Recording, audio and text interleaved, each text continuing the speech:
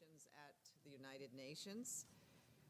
And it is my pleasure to welcome you here today for today's event. The title is Midway Through the Implementation of the 2030 Agenda for Sustainable Development, Push for Accelerated Progress Towards the SDGs.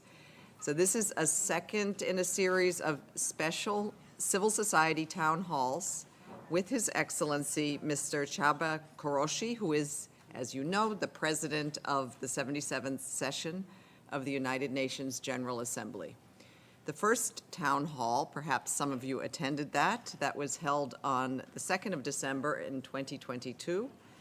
And at that town hall, President Kőrösi outlined his vision of providing solutions to the world's problems through solidarity and also sustainability, science, youth involvement, and also partnerships. So if you missed it, it's still possible to watch that recording on UNTV. And I really, I think we all would like to thank the President of the General Assembly, Kőrösi, for again convening this town hall. It shows how much he cares about addressing civil society and also hearing from you. Civil society voices he wants to place at the forefront of the work that he's trying to achieve as President of the General Assembly. That is inclusive, equitable, prosperous, and peaceful world. That is the aims of the United Nations and also this presidency. Civil society representatives, like those of you joining us here today, have been and remain crucial stakeholders in finding transformative solutions to our global challenges. Your expertise and your dedication and also your activities are crucial in helping, then they were crucial in helping to establish the SDGs, the Sustainable Development Goals, and we need you. We continue to need you. You are essential, your work, in helping us to drive their progress. We are at the midway point, as the title suggests, but unfortunately, due to many circumstances that I'm sure you're all aware of, that progress of Agenda 2030 is seriously off track. And so really we're looking for a reset. Much is at stake. This September, a high-level political forum on sustainable development will be convened under the auspices of the General Assembly. And this 2023 SDG Summit is really a key moment to find bold solutions and to get back on track. So I am also so pleased to say that we are joined here today by the co-facilitators of the political declaration of the upcoming 2023 summit. We have Her Excellency Ms. Alia Ahmed Saif Al Thani. She is here on my left, and she is the permanent representative of the state of Qatar to the United Nations. And joining us shortly will be His Excellency Mr. Fergal Mithin, who is the permanent representative of Ireland to the United Nations. So we will be hearing from them and their reflections at the end of today's program, also after they've had a chance to hear from you.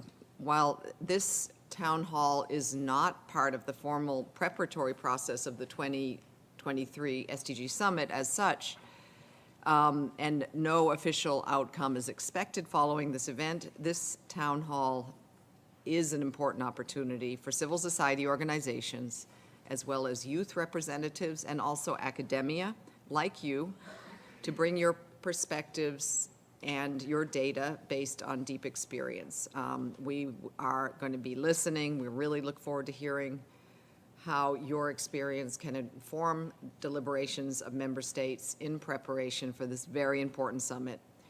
And we look forward to your insights on how we can all work together to achieve the SDGs. We cannot do it alone.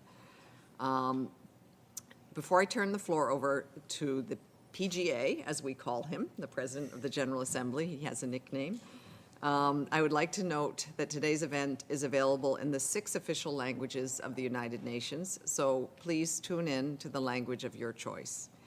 And in the room, you can, especially if you are listening in another language, you can use the earpieces that are at your seats, and you will find the choice of language on the desk itself. And for those of you watching online, you can select the language you want to hear at the drop-down menu on your screen, accessible by clicking the globe at the bottom. And those of you who are posting on social media, we encourage you to follow us on Twitter at UNDGC_CSO and at UN_PGA. And please use the hashtag UN with civil society. You see it very conveniently on the name plates in front of you. And it is now my honor once again to introduce the President of the General Assembly, Mr. Csaba Kőrösi. And let me just say a few words about his background. He's held various service posts in his home country of Hungary, and he has dedicated his professional life to public service. He was the head of mission to Greece and also the United Arab Emirates, and also served as ambassador and permanent representative of Hungary to the United Nations, as well as vice president of the 66th session of the UN General Assembly. He has a deep history of engaging with civil society. He played a vital role in the development of the 2030 Agenda for Sustainable Development and the Sustainable Development Goals, as co-chair of the Open Working Group of the General Assembly, where he worked alongside civil society to ensure the inclusion of the voices of diverse stakeholders. His efforts have been critical in ensuring that the SDGs remain at the top of the global agenda. And his respect for civil society is evident in his current presidency, as time and again, he highlights the importance of including civil society representatives and perspectives in impact-focused discussions. First, we will hear his remarks, and that will be followed by statements from several civil society representatives. And then we will open the floor to questions, and I emphasize questions, please, and not statements. And then we will hear concluding reflections from His Excellency Mr.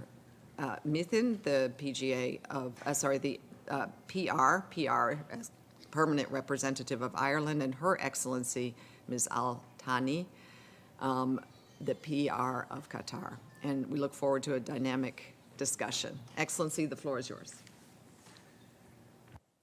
Thank you much indeed, Jerzy, Minister Fleming, my good friend. Good morning, ladies and gentlemen. Good morning, New York and Americas. Good afternoon, Europe and Africa. Good evening, Asia and Australia. You're welcome on board. My special thanks go to the Department of Global Communications, DESA and SDG Action Campaign, and OHCHR for their supporting in organizing this second town hall meeting. As the 77th session moves into its second half, the General Assembly is preparing for the SDG Summit, as we heard just a couple of minutes ago, in September, which will be the pivotal event of the high-level week, the most important event in September. Dear colleagues and friends, a cornerstone of my presidency has been to involve actors from outside of the UN into our work. I've held several consultations with scientists, youth representatives, civil society organizations, with many of you personally involved, as well as private sector actors and financial institutions.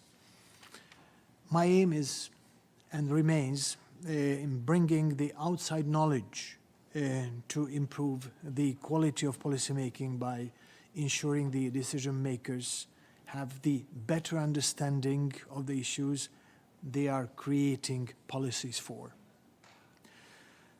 My expectation is that this approach contributes to the more evidence-based proposals on how to address the challenges we are facing today. It worked very well in the run-up and during the March UN Water Conference, where, with your help, we achieved a breakthrough after 46 years. Something similar is needed on a number of issues in the forthcoming months to help real transformation and crisis management in this world. Recent reports, as we heard from the USG Fleming, recent reports tracking the progress of the achievements on the SDGs by 2030 have contained sobering conclusions. We are seriously off track due to the combination of a complex and intersecting crises. In recent years, we have even regressed on some SDG targets. So not the progress is lacking, but actually we are moving backward. The way we have been trying to implement the change is not working good enough. We need an overhaul. We need a transformation. Our goals and targets must remain, as we agreed, but transformation means a profound change of the implementation. I mean not only a change of gear, but the change of the game. We need civil society, practitioners, scientists, experience to inform member states' deliberations to advance progress towards the achievement of the SDGs by 2030. While the SDG summit will take place in September, the moment to start bringing bold and action-oriented ideas, game changers, is now. We need civil society to be a critical part of the preparatory process leading up to the summit. And here I would like to invite you now, immediately, to act. To kick off our discussion on how to make the SDG Summit a watershed moment, please take your phones. I hope all of you have it. Okay, fine. So I would like to hear your opinion directly from you.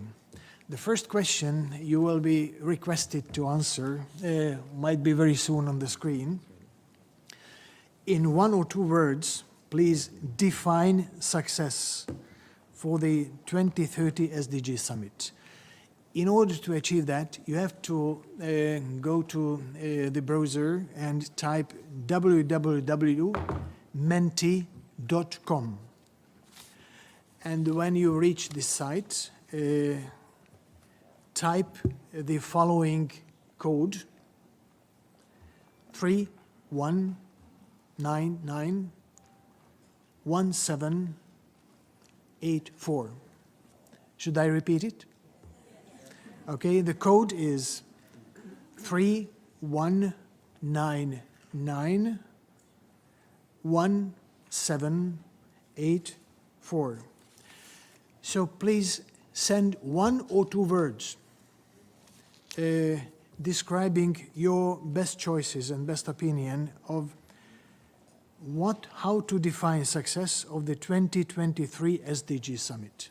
Does everyone have it? Menti, MENTI.com. You have it, good.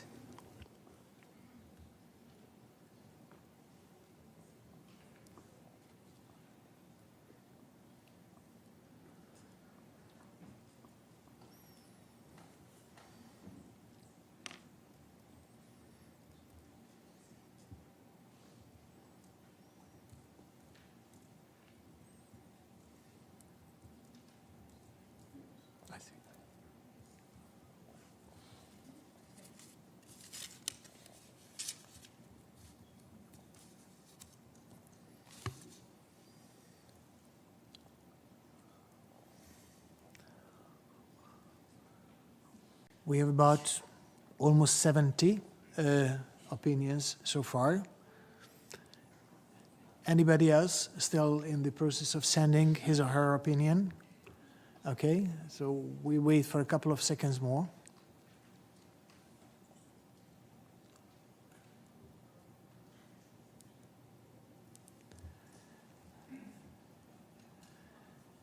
Okay, we are reaching 100, so let me stop this first opinion polling right now.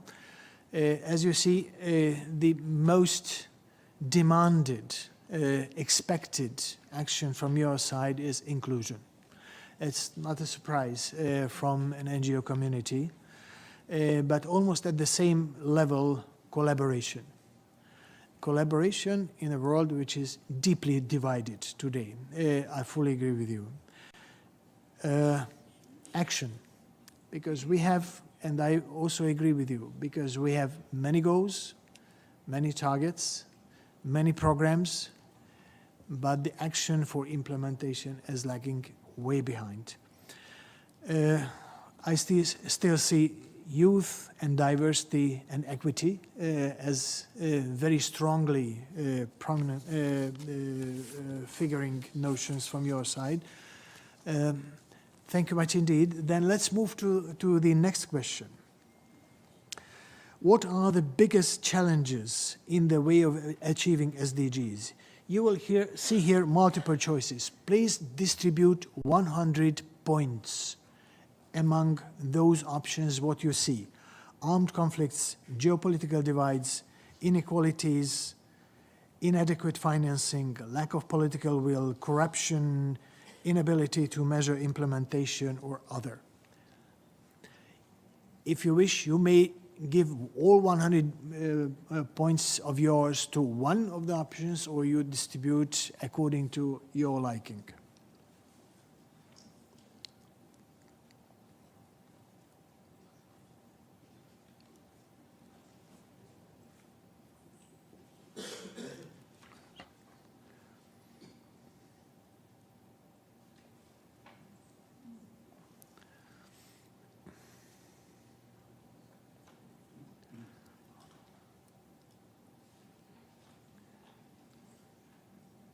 So what is the biggest challenge? What are the biggest challenges of achieving the SDGs?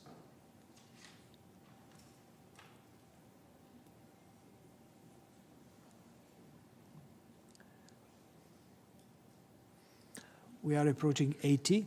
Anybody else to send his or her opinion?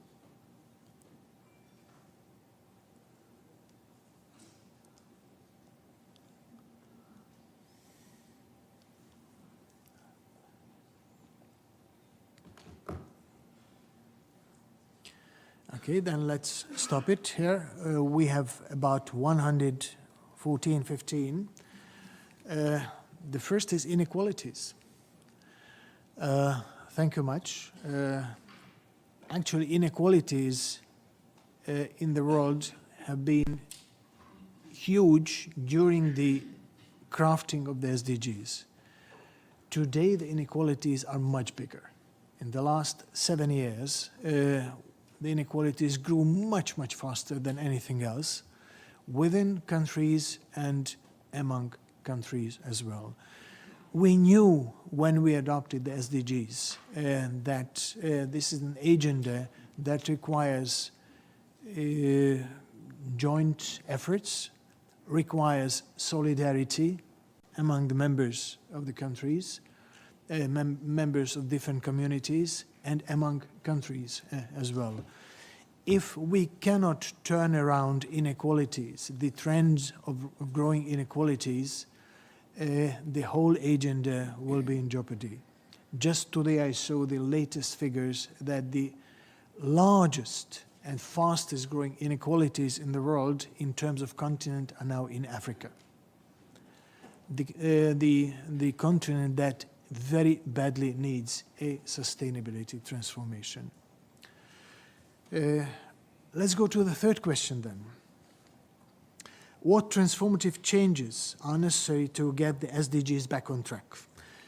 Please, again, distribute your 100 points among the options. SDG stimulus, meaning increased financing, IFI, international financial institutions reform, beyond GDP, it's a concept which is one of the targets in the SDG 17, which means a renewed economics, multi-stakeholder partnership, political will, restoring the credibility of commitments.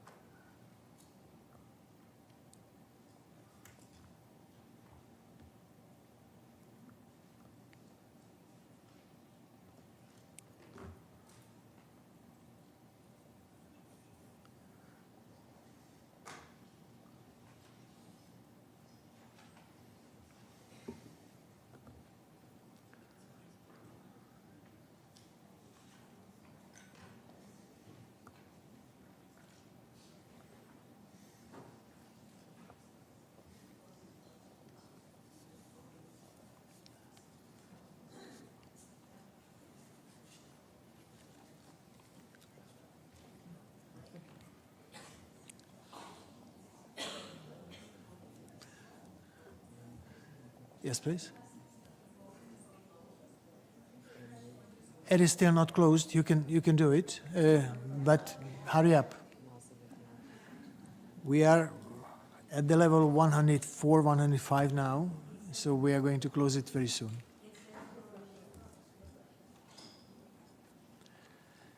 Okay, we are at the level 120, so now we have to stop it because of the being conscious of time. So about 1/3 of the votes went to political commitments.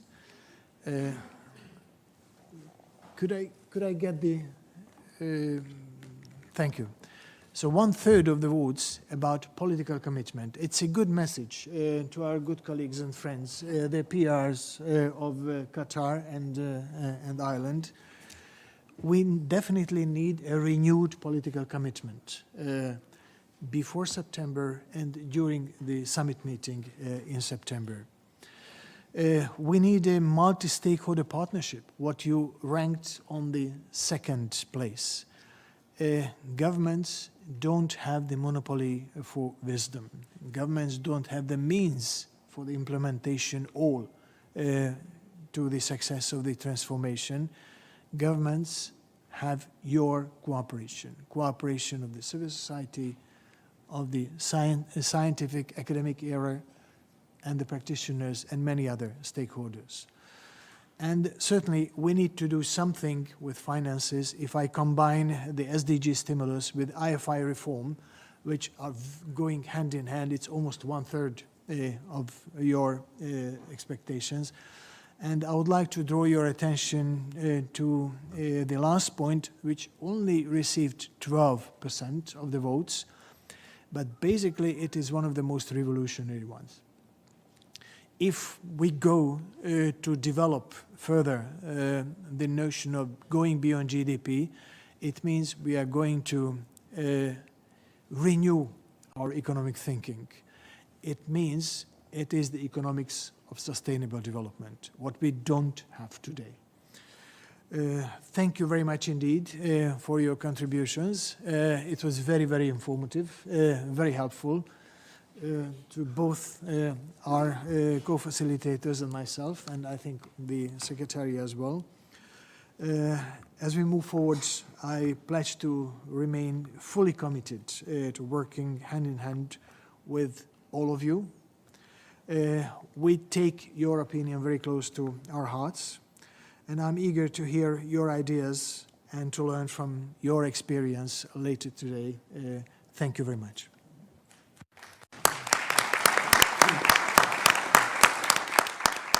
I thank the PGA for your inspiring statement, but also for conducting this very participatory poll. I think it shows us your perspective on what is important, and I think it's very aligned. I think there's some areas that we haven't provided enough communications around in some of these priority areas that we think are going to be important for helping to achieve the SDGs. So very, very useful to us. Thanks for taking part.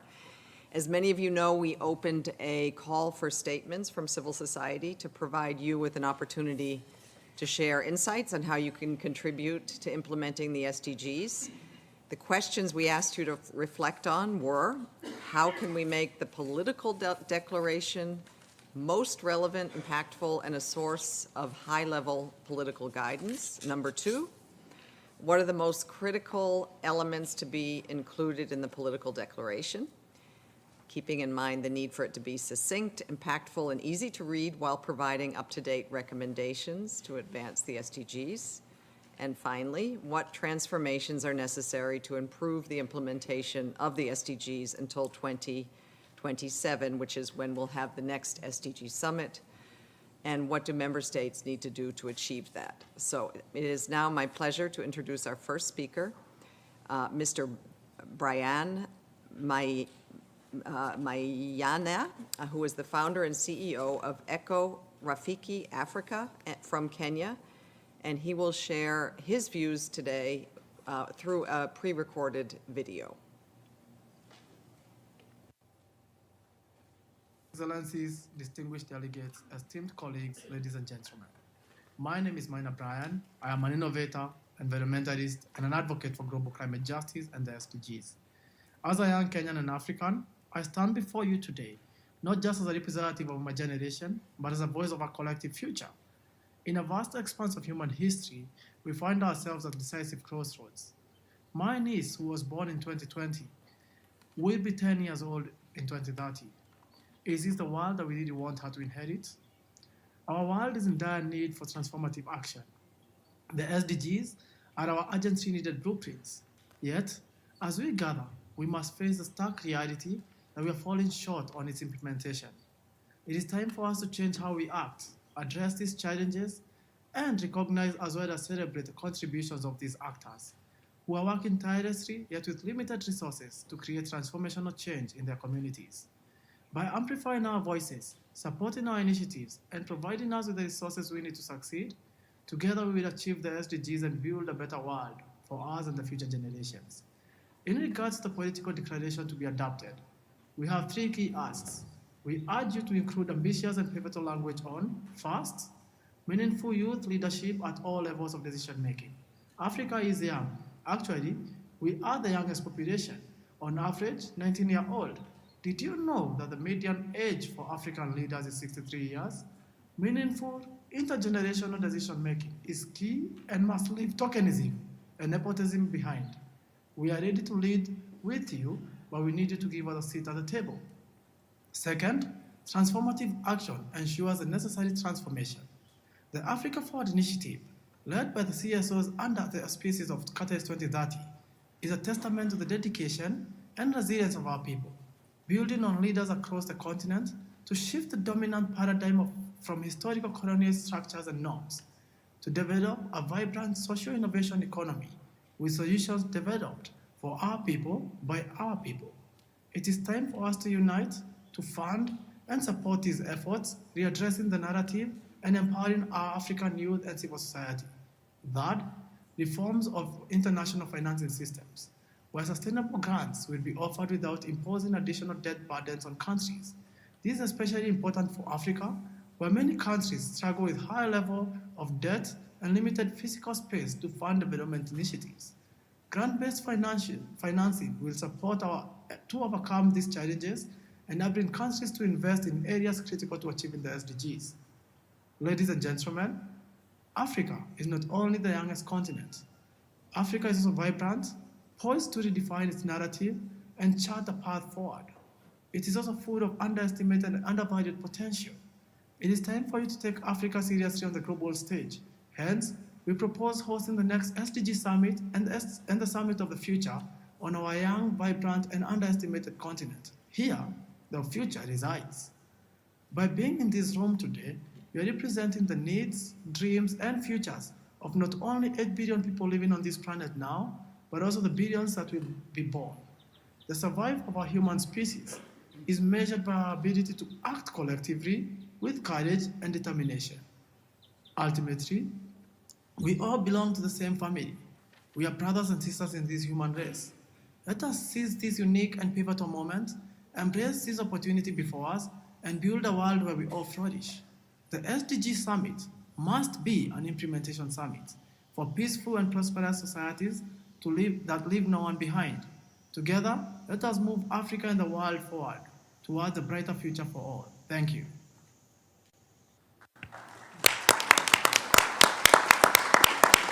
Thank you, Mr. M. Aina, and really appreciate those insights and so very specific calls to action to achieve the SDGs. Also, you're reminding us how the world is in dire need for transformative but intergenerational action and change, and that solutions should be developed. I think that's very relevant for this room by our people, in your words, for our people, and leveraging all the potential of Africa. We heard you. Thank you very much for that inspiring statement. And now I would like to invite Ms. Bhumika Muchala from Third World Network from the United States to give her statement. She's in the room. Ms. Muchala, the floor is yours. Thank you so much, Your Excellency, President of the General Assembly, respected delegates and colleagues. Thank you for giving me this opportunity. My name is Bhumika Muchala, and I represent the Third World Network. So I would like to start with, first of all, saying that achieving the Sustainable Development Goals by the 2030 timeline is under siege today. We have multiple and intersecting crises, from COVID to war, inflation, monetary tightening, and intensifying climate emergencies that have compounded pre-existing inequalities, defunded the state in many parts of the developing world, and has accelerated south to north wealth and resource extraction. There is today persistent empirical evidence that developing countries finance developed countries through illicit financial flows, through debt repayments that are not being restructured due to the absence of a multilateral debt workout mechanism, through asymmetrical trade rules, capital outflows due to the inability to regulate finance, reserves that defend currencies depreciating sharply due to monetary tightening. And these are just a few examples out of many. So we have to locate that it is in this context of resource strain that the global narrative of the SDG financing gap is created, leading to the SDGs call for an SDGs stimulus to scale up affordable long-term financing. However, I've just come from attending last week's spring meetings of the IMF and World Bank in Washington, D.C., and I saw how the World Bank's Evolution Roadmap, published just recently, reinforces a private turn in its approach of financing both concessional and MDB lending. This focus on mobilizing and leveraging private capital can be seen through this idea and narrative and practice of the de-risking state. This is where the state absorbs the private sector risks through co-financing, loan guarantees, political risk insurance, or public equity co-investments. Such an enabling environment for private investment involves deregulatory, normative, and legal reforms, which can also include the creation of new financial products and tools to mitigate private risks. So this incentivizing private investors through a pipeline of bankable projects and assets with green or sustainability credibility entails a transfer of risks, a socializing of risks from the private sector onto state and citizens. What about the plethora of risks to social equality, the resilience of public systems, climate justice, policy space for structural transformation, and state accountability to citizens? In the global zeal to tap into private financing to plug fiscal gaps in the short term, we need to ask who benefits, who is exploited, and what is being neglected. The numerous failures of leveraging private finance to achieve the SDGs sets a cautionary precedent against deepening market creation at the expense of the public sector, commodifying public services that are at the heart of the SDGs, such as health and education. Financialization deepens developing countries' exposure to international capital markets and its volatility. In the absence of a multilateral debt workout mechanism, incentivizing private finance also introduces new creditors and new debt instruments that further compounds debt restructuring and resolution efforts.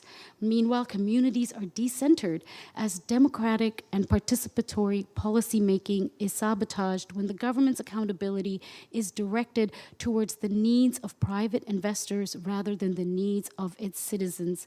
Now, for private investment to work, there must be ample policy space to regulate state regulation over private actors. Examples of such regulation abound throughout economic history, prioritizing national and local firms and investors through means such as joint venture arrangements, sharing or transferring technology, ensuring that certain amounts of inputs can be locally sourced, and for employees to be local, not foreign, as well as creating domestic facilities for research and development.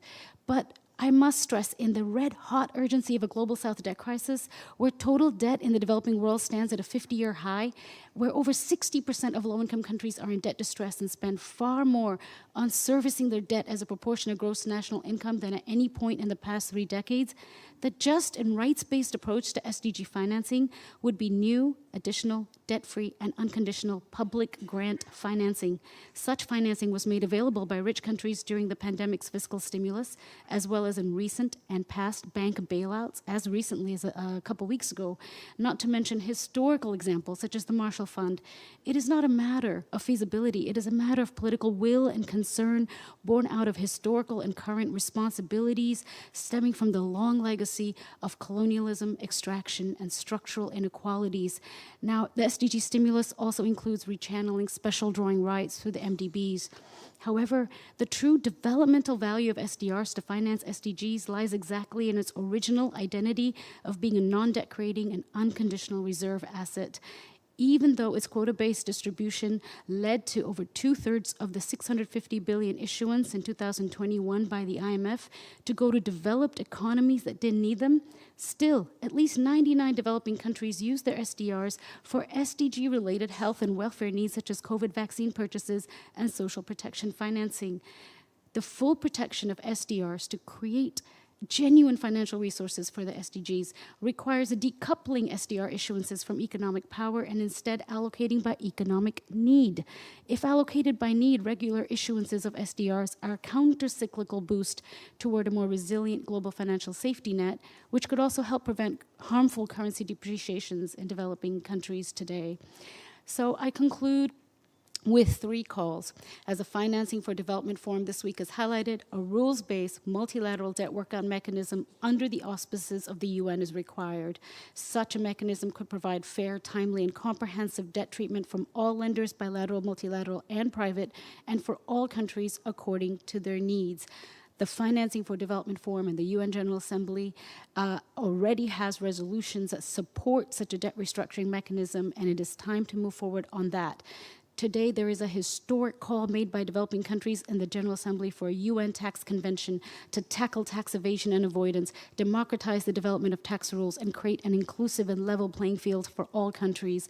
This must be pursued toward a 4th FFD conference. And perhaps the biggest elephant in the room is precisely that of structural transformation, the process by which domestic production sectors are articulated through diversification, value chain upgrading, and the active role of public development banks that provide patient capital. Achieving the SDGs requires transforming out of low-wage, low-value global value chains and commodity dependence, and only such transformation will deliver debt justice beyond cycles of debt distress in the Global South. The African Union representative noted in the Financing for Development Forum this week, the international environment is not conducive enough to execute the structural transformation from net exporters of raw materials in the South to genuine diversification. Indeed, the Financing for Development Forum within the UN is a key arena that connects systemic inequalities to the right to development in global tax, debt, financial and trade system. After all, without such systemic course corrections in the financial architecture, scaling up financing in the short term may be akin to pouring water down a sieve in light of a financial system riddled with loopholes and gaps. To do this, the world needs an inclusive and democratic decision-making in perhaps the only global institution upholding multilateralism, self-determination, and human rights for all peoples, and that is the United Nations. Thank you.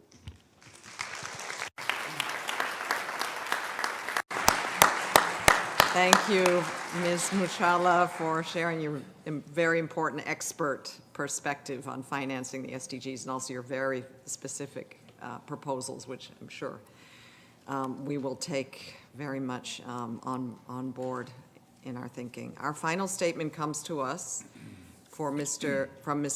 Kanta Jean-Baptiste, representing Groundswell International from Haiti. Mr. Jean-Baptiste, we look forward to hearing from you. Excellencies, thank you for this opportunity. We make this statement on behalf of a group of all the civil society organizations working on agroecology that came together at the Civil Society Forum for the United Nations LDC 5 conference in Doha last March. Why we have chosen to focus on LDCs in this session, a global level conversation on transformation needed to produce a quality change in the implementation of the Sustainable Development Goals at the global level.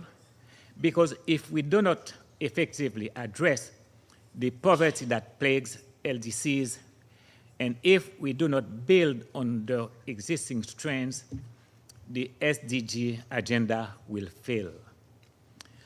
At the LCD 5, the UN Deputy Secretary General Amina Mohamed emphasized that achieving the Sustainable Development Goals is in the least developing countries, it is a litmus test for achieving the 2030 agenda writ large, including by ensuring that no one and no LDC is left behind. The stories told about LDCs emphasize the lacks.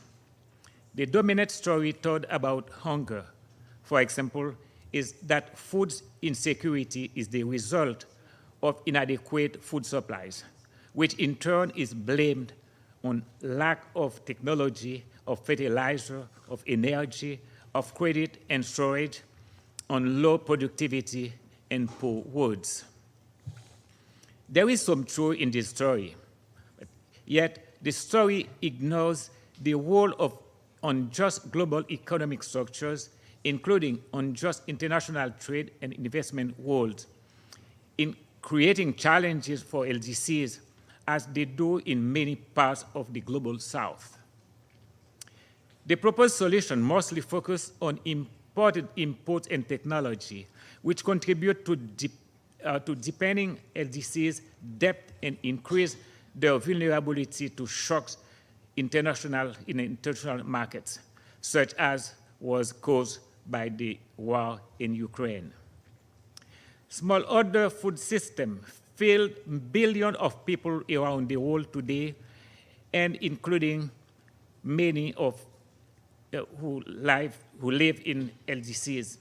Securing public investment to build on the knowledge of smallholder producers on how to work with, but not against nature, offers a very different and much more hopeful future than continuing to insist food insecurity can only emerge from private proprietary seed system, fossil fuel-derived fertilizer, and the export of unprocessed commodities into highly concentrated markets. Our organization were in Doha to counter the story of lacks with a story of hope and possibility. Our story is centered on investing in LDC communities, as indeed in rural communities everywhere, and protecting and building on the contextual and complex knowledge. Our call is a call for build on agricultural strengths as a pathway to prosperity.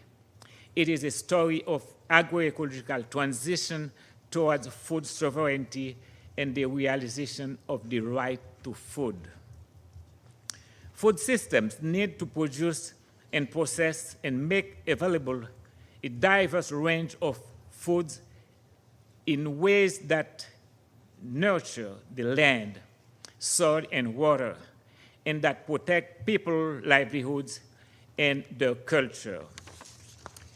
In adopting agroecological practices, we can take on the complex set of objectives such as the 2030 Agenda. If we think about the system in which food is grown and distributed and intervene on multiple points in that system for change, we can reduce greenhouse gas emission, conserve fresh water, protect biodiversity, empower women, and increase farm productivity by reducing input costs. For the lack of time, please allow me to submit in writing for your consideration the final statement delivered at the Civil Society Forum. Thank you.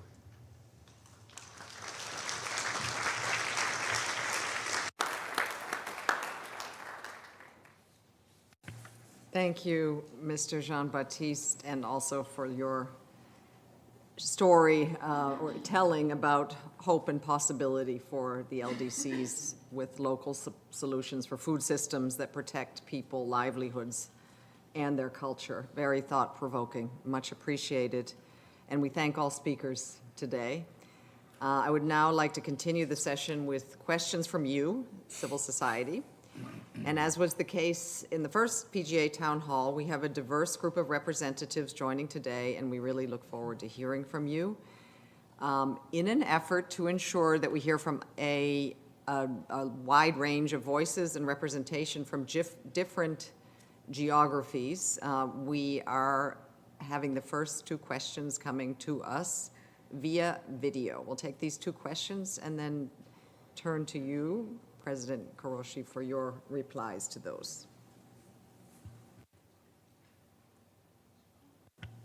So the first question comes to us from, let me introduce you first, Mabel Bianco in Argentina, and she's speaking on behalf of, excuse my pronunciation,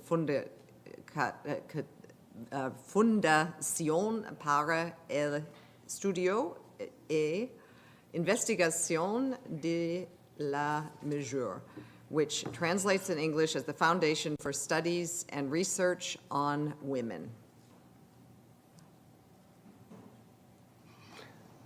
I am Mabel Bianco from Fundación para Estudio e Investigación de la Mujer from Argentina, and I'm speaking on behalf of the Civil Society Participation Mechanism for Sustainable Development in Latin America and the Caribbean. Everybody knows, but specifically in our region, COVID makes a great crisis in terms of health and in terms of economics due to the problems that it creates. Meanwhile, later on, with the crisis by the war in Russia and Ukraine, we are suffering great problems. The Lancet started to analyze how to improve women's health due to COVID impact if we consider not only socioeconomical determinants, but also what they call commercial determinants. Commercial determinants are those produced by the big enterprises, international enterprises, that affects the decision of the people due to the market to use or consume some product, and these produce a problem on the people and on the environment. So how we are going to approach this? How do you think that the Global Summit could be approach this in order to really impact and decrease the COVID impact? I thank Ms. Bianco for sharing that recording and question. And the next question is from Mr. Ogagogene Jesse E. Tibri from the NGO Universal Peace and Violence Amelioration Center in Nigeria.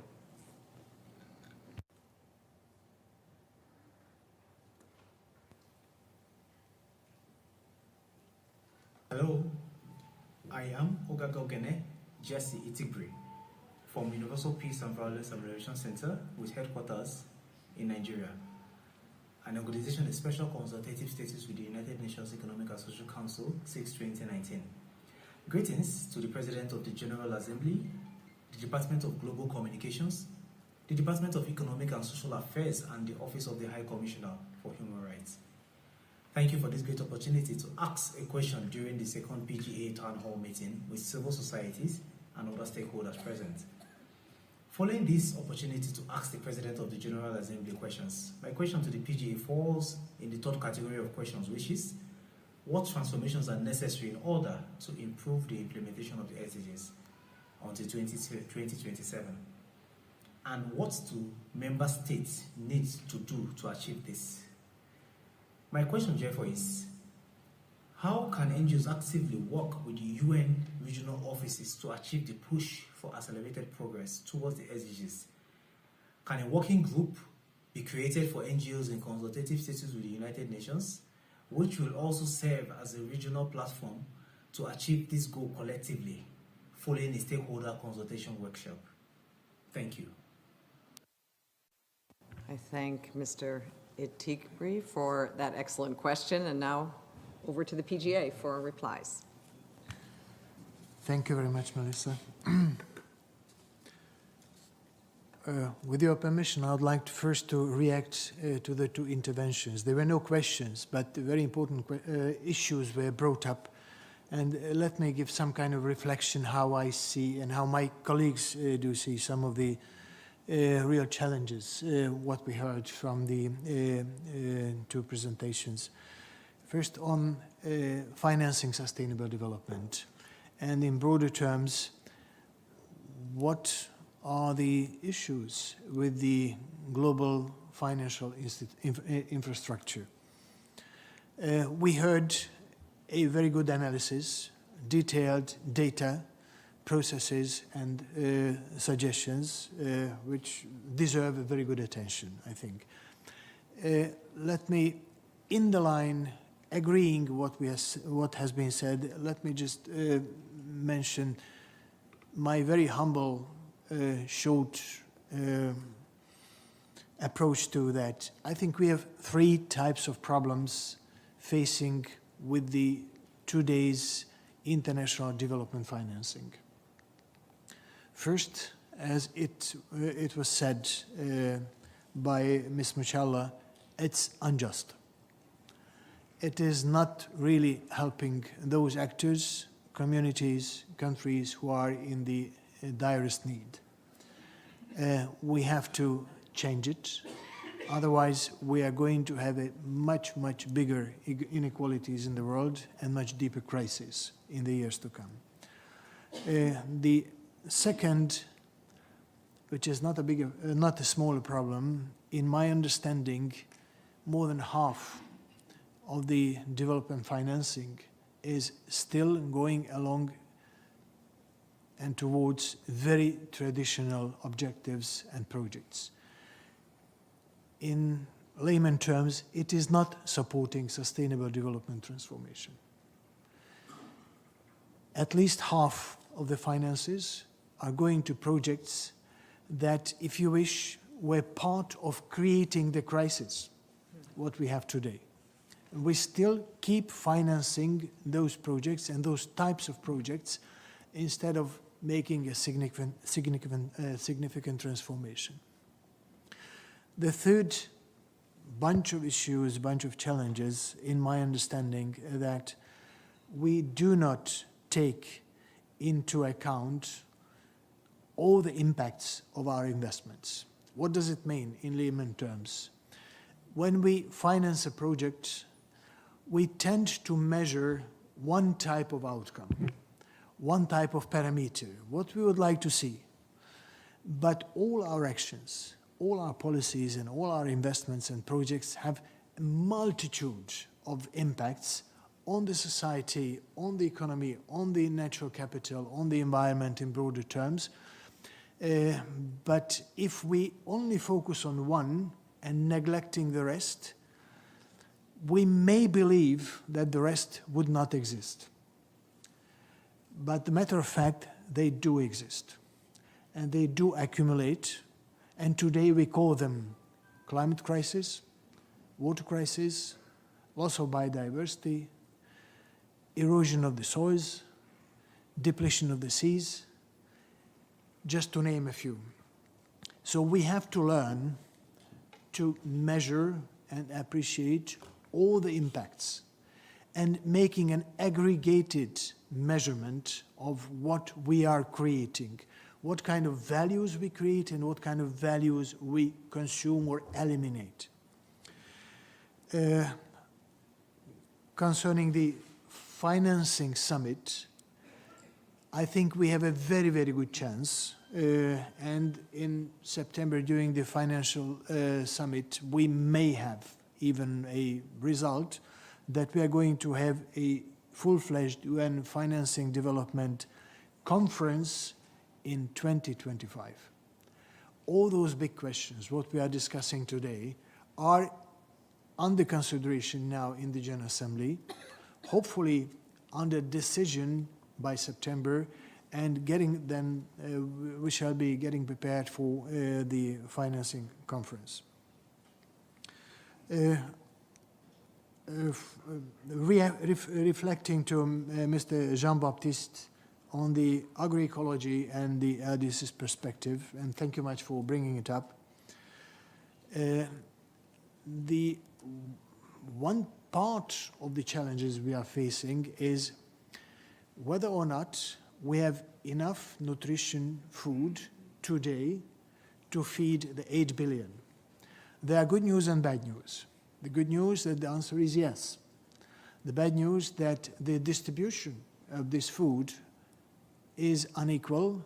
So the number of people in the world with major nutrition challenges, it means struggling to survive and sometimes getting into mortal danger, has grown by 200 million in the last 3 years.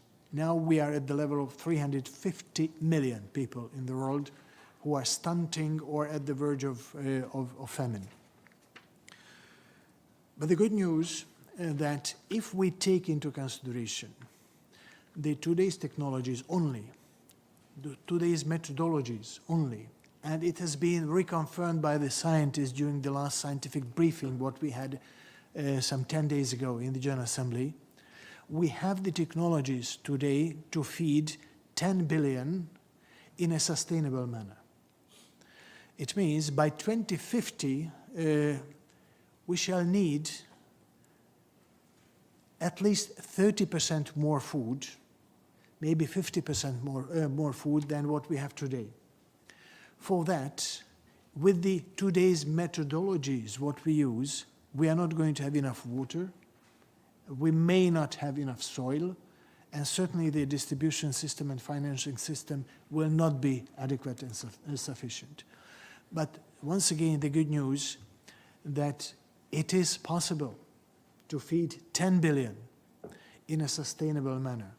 Let us just listen to the scientists, use the technologies, and let's turn our eyes to the revision of sustainable food system strategies, which will be discussed in July in Rome.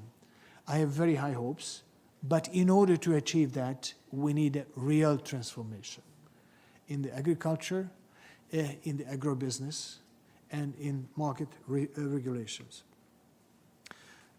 Responding to Ms. Bianco from Argentina, COVID crisis and some of the lessons learned. Let me take first the big picture. The COVID crisis introduced the prototype of the Anthropocene era crisis. It has never happened to us, to humanity, before. It is not just a pandemic. The pandemic ignited an avalanche, and within 2-3 months, 5-6 big areas of most of our societies were pushed to the verge of collapse. These were the public health, international trade, industrial production, public finances, food supplies, medical supplies, international trade, and consequently trust. As a consequence of this very complex crisis, now we have the unprecedented level of sovereign debts in the world because governments tried to keep the economies floating. So if we learn the lessons good enough, well enough, we may avoid the next Anthropocene era type crisis. If we don't learn the lessons well, then we are going to get this crisis again. It may come from a different corner, not necessarily from a virus. It might come from other sources. But the mechanism of sweeping through our subsystems and societies might be very similar.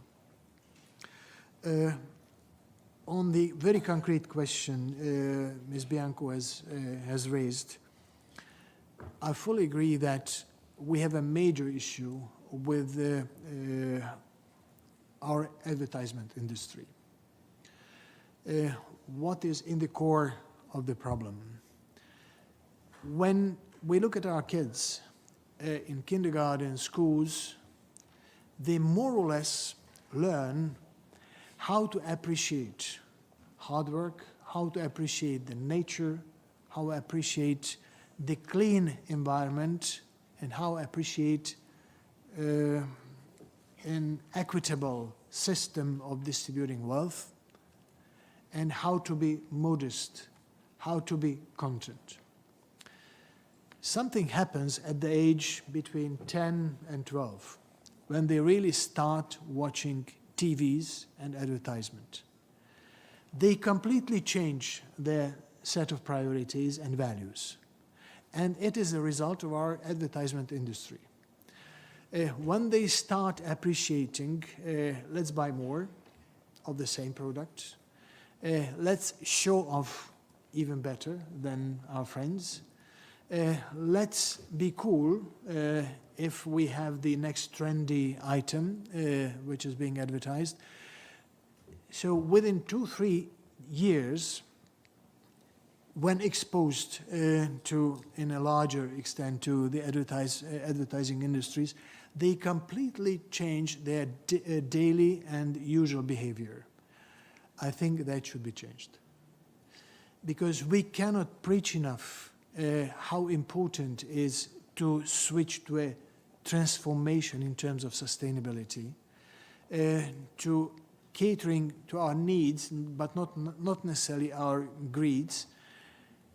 If we cannot make this transformation, so if we cannot change the impact of the advertisement industry on our children, then how can we expect that when they grow up and become wage-earning adults, they will behave in a different manner? That requires certainly a regulation, strong regulation on the advertisement industry, and requires a very strong oversight from you. Because governments need pressure. Governments need oversight on this issue as well. And last but not least, to Mr. Ogatogene, my apologies if the pronunciation of his name is not correct. When we crafted the SDGs, we created a platform. We called them,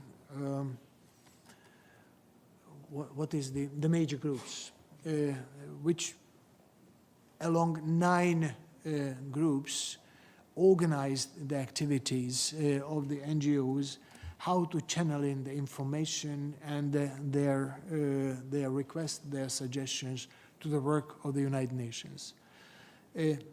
These major groups still exist, but almost dormant. We have to make good use of it. I think some representatives of the major group might be in the room as well. So he or she might speak up on that. But it is at the level of the United Nations in New York. What we may need actually is on the ground. And on the ground, I think the best is if NGOs organize themselves in order to interact with governments or the local UN agencies. It would be a little bit awkward for the UN resident coordinator to tell NGOs who is the good one, who is not the good one, who should be in, who should be out. The local resident coordinators will be better off if an organized type of approach from NGOs would come to them and telling that here we are, we represent this and this parts of the society or activities, and we want you to listen to us. In many countries, it does work. It does work well. And my suggestion would be to listen to those experiences. It works well in India, it works well in some African countries, it works well in quite a few European countries and quite a few Latin American countries. So please take the initiative into your hands, organize yourself, and you cannot be resisted in that case. Thank you very much. I thank the PGA for those thoughtful replies, and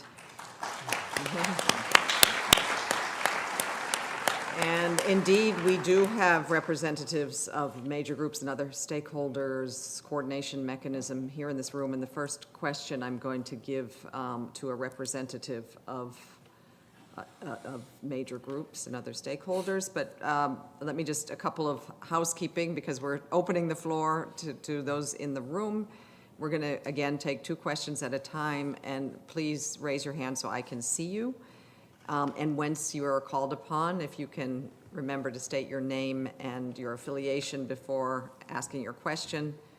And please, as I said before, avoid making statements. We want to make sure that we get also to as many people as possible.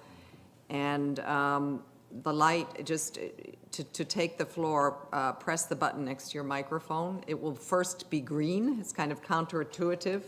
And when you're actually online and you speak, it's going to turn red when it's active. So who is our representative from major groups and other stakeholders? There you are, yes. We can take a couple of questions. Yeah. Excellencies, Mr. President Kőrösi, distinguished delegates, my name is Mohammed Lutfi. I am representing the major groups and other stakeholders coordination mechanism, but I also represent a stakeholder group of persons with disabilities. We represent 1 billion plus people around the world. I am honored to contribute this important debate, The world is facing a conversion of interconnected global crises that are taking a devastating toll on people and the planet, and turning opportunities of sustainable development into illusion for the majority of people, particularly marginalized groups. At the 2030 World Economic Forum, the United Nations Secretary General Antonio Guterres rightly stated that it would be difficult to find solutions to these global interlinked problems in the best of times and in a world that would be united. But these are far from being the best of times, and the world is far from being united. Instead, we face the gravest levels of geopolitical division and mistrust in generations.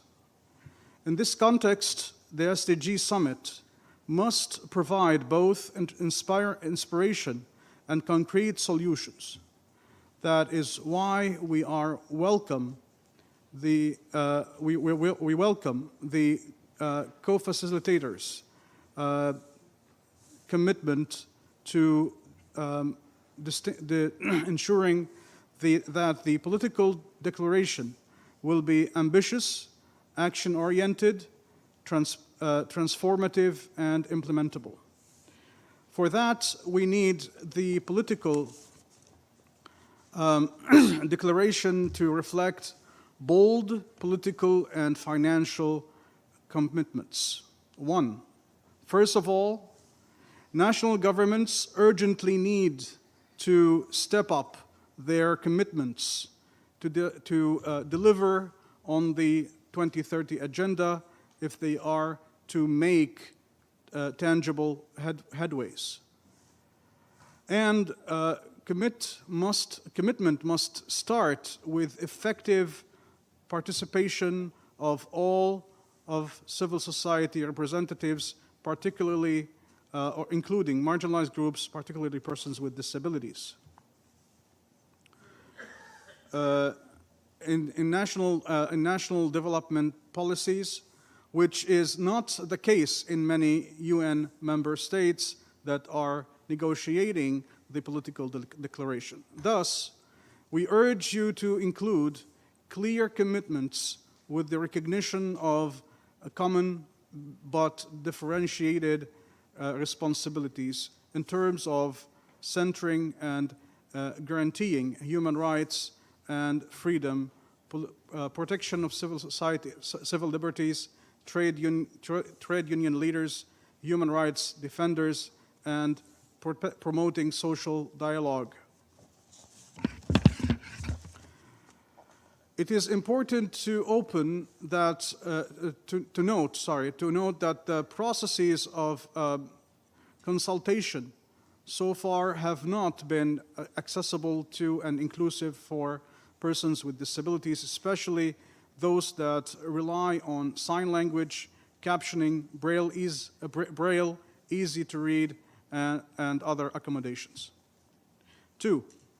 Secondly, we need the political declaration to contain explicit commitments on stepping up financing for the SDGs. Sufficient funding for the SDGs should be ensured through an increase in official development assistance, ODA, to 0.7% commitments. B, a transparent and multilateral debt relief architecture with debt restructuring and cancellation. C, multilateral reform of the current tax architecture to tackle tax evasion, tax avoidance, and illicit financial flows, as well as removing subsidies for activities that are harmful to the environment and human rights. D, an increased ambition for the relocation of special drawing rights to support an SDG-led recovery and resilience in developing countries. The alignment of all investments with SDGs so that business and private investment complies with ILO standards, responsibility business conduct, and mandated due diligence for human and labor rights. Thirdly, we need the political declaration to speak to peace and democracy. The world is facing the highest number of violent conflicts since Second World War, and 2 billion people live in places affected by conflict.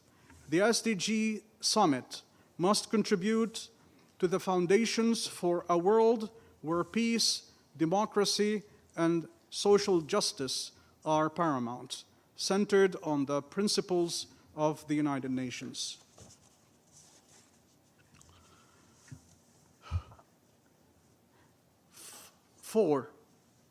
Fourth, it is essential that the political declaration steps up ambition to address our interlinked environmental challenges.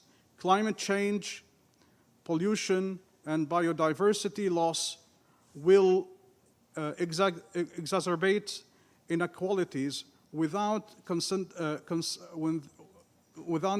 concerted effort to eliminate these risks. Further, without concrete action to transform our relationship with animals and nature, we face the ongoing risk of future zoonotic disease outbreaks and the economic and social consequences of these, as well as their impact on the achievement of the SDGs. The SDG Summit has the obligation to advance solutions to environmental challenges, as well as economic and social progress cannot be achieved if our foundation is severely integrated environment. The centrality of the United Nations will certainly need to be reinforced to deliver on these commitments, and truly inclusive multilateral frameworks with stronger accountability. Recommendations to advance the summit, the SDGs development, the Sustainable Development Goals. Oh, sorry, I missed one. You're good. You're at the end. Oh, I'm at that. Okay.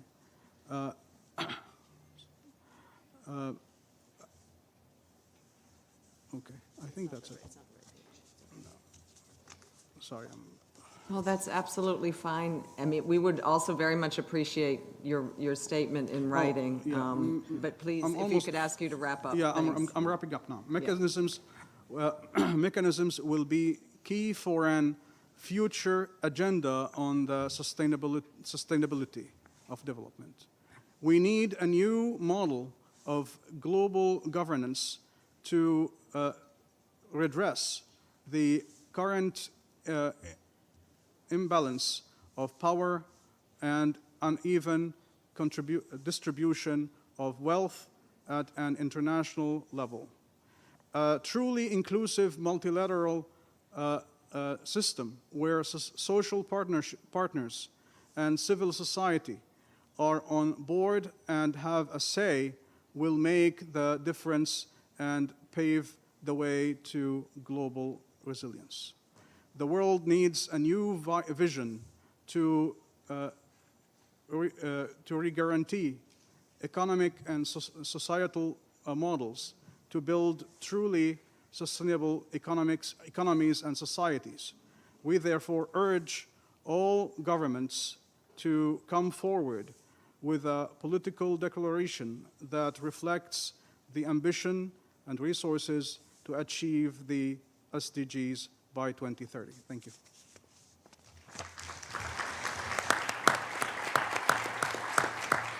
Thank you very much, and also on behalf of all the people that you represent. That was an extremely important statement. I would like to ask, though, going forward, if we could ask only questions. If you do have anything to submit, you can do that in writing, but we really only have about 20 minutes left, so also in courtesy of others who want to ask the PGA and the permanent representatives here who are also taking note of your questions, and we'll have time to also reply. I'd like to ask, you have a red armband.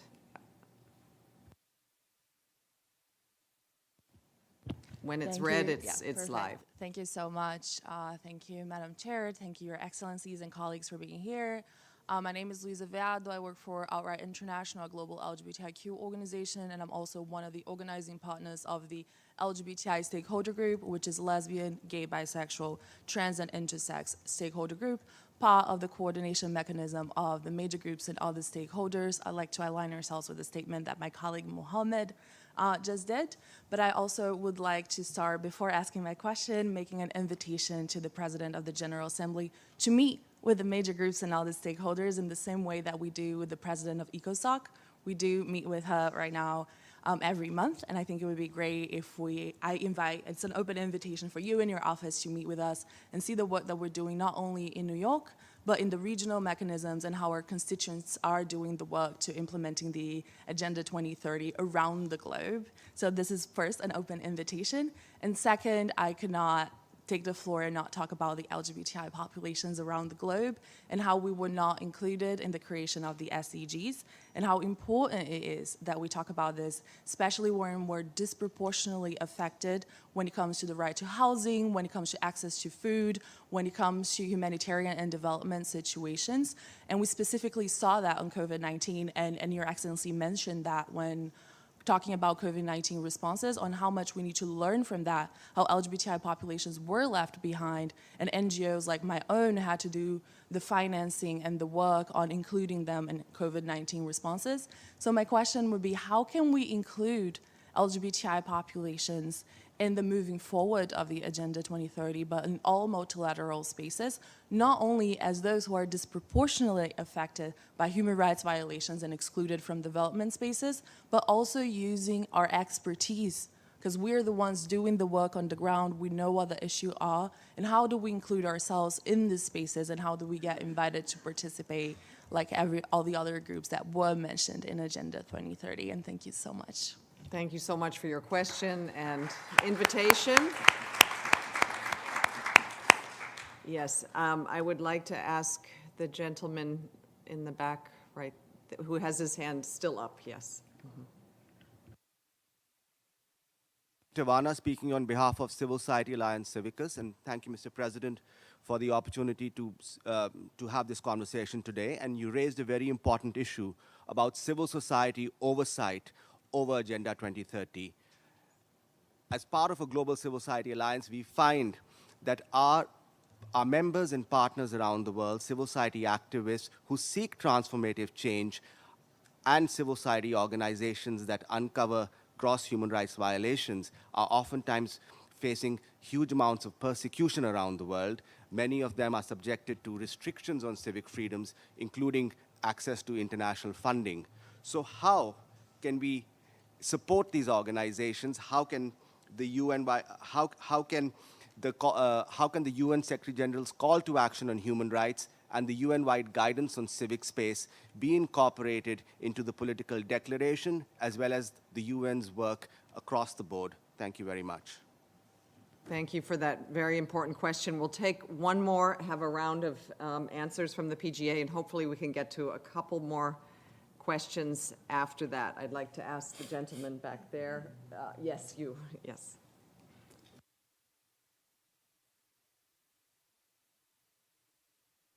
Good morning, everyone.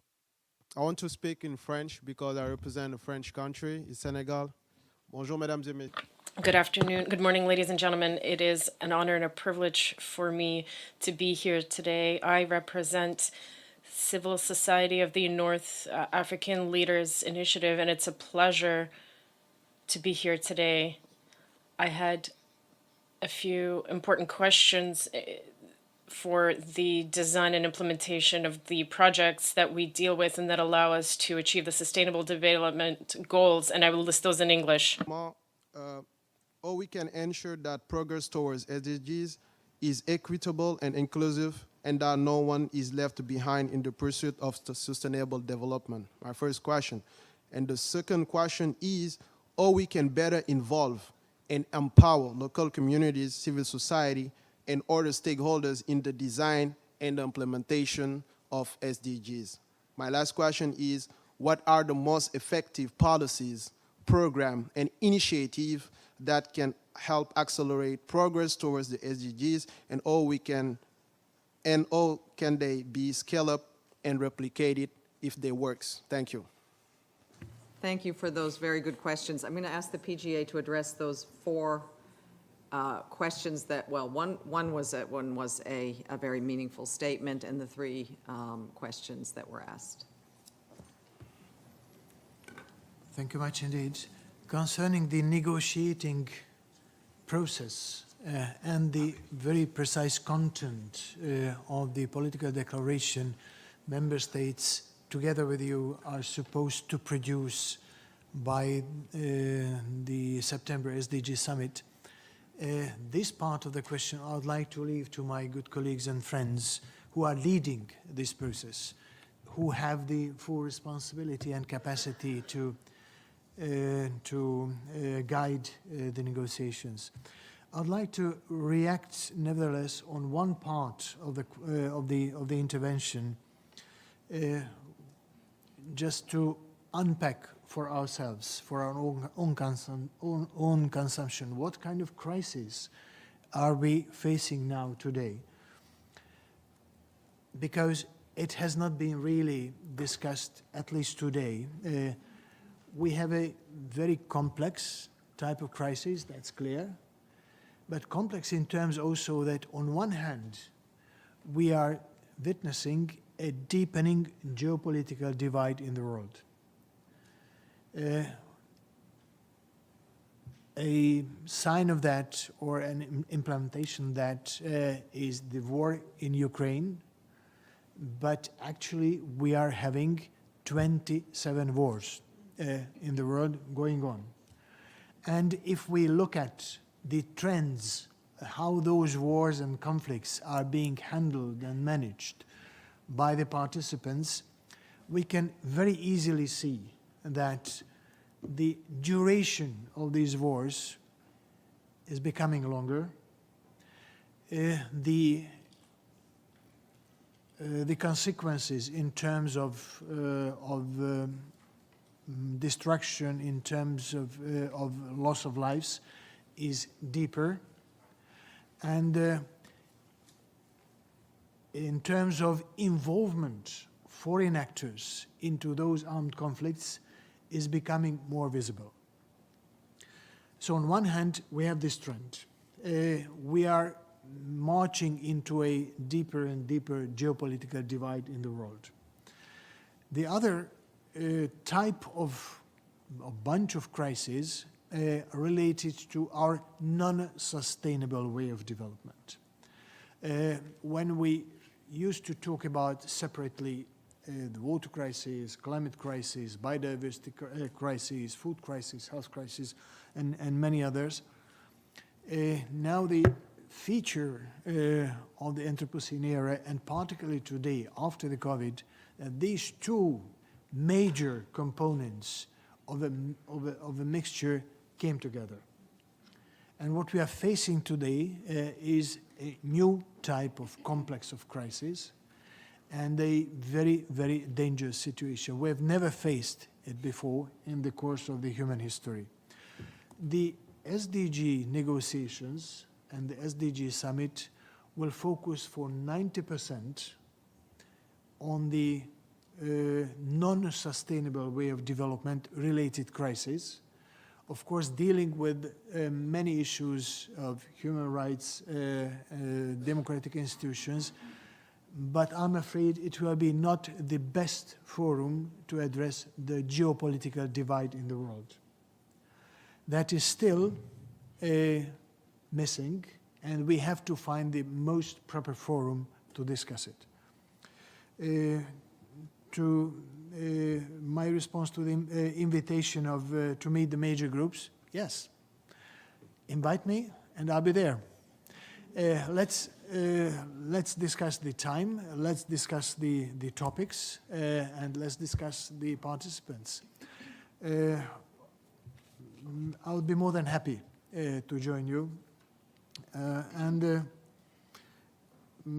To your second part of your question, if your representation, the LGBT community's representation, has an ECOSOC accreditation, you have the same rights and same opportunities and possibilities to participate at all UN meetings where civil society organizations are invited.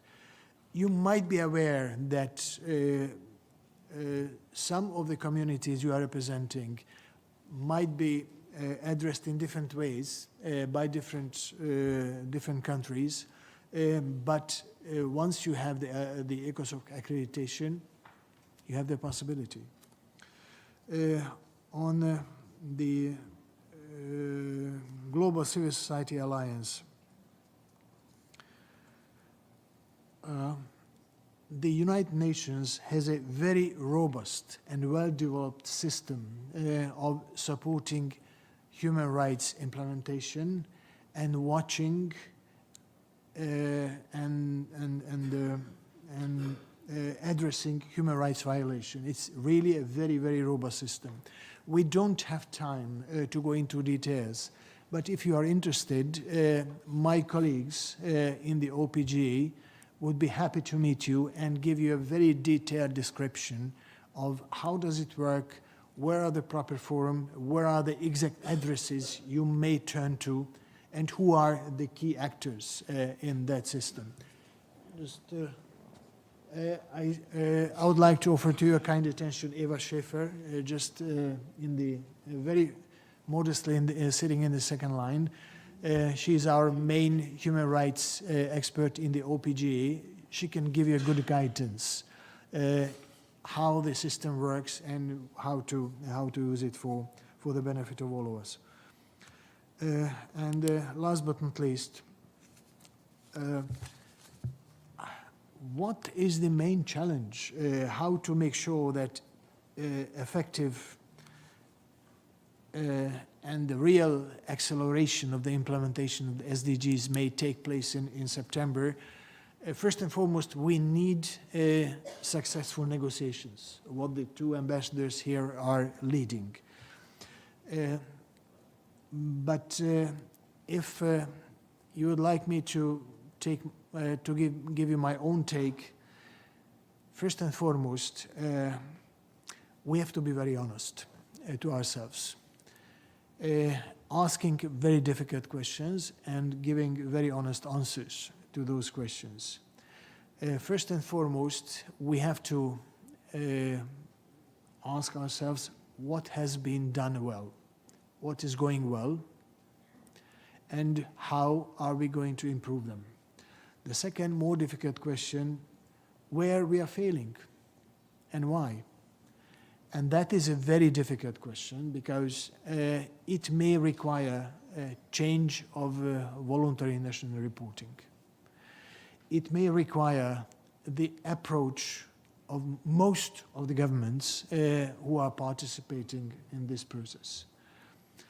The third, we have to ask the question to ourselves, what is missing from the system of implementation? Maybe there are very important parts that are required for a more successful and accelerated implementation is missing. In my understanding, the whole methodology of measuring sustainability transformation is still missing. That's why you saw one of the points in your polls going beyond GDP, which I described as a new economics of sustainability. We don't have it. We are developing it as we speak. It may not be ready fully by September 2023, but I hope it will be ready by September 2024. If that would be ready, discussed and embraced by member states and hopefully by your communities, it will be a very different ballgame. Last but not least, a very broad question should be added, what else should be done? Have we inserted all the necessary steps into our reform concept of how to implement SDGs? Maybe something is still missing. So it is the time you can tell us what you see, what is still missing in terms of concepts. because it is still time to incorporate that concept into the political declarations. But for the declaration and the negotiation process itself, I would like to leave the answer to my good colleagues and friends.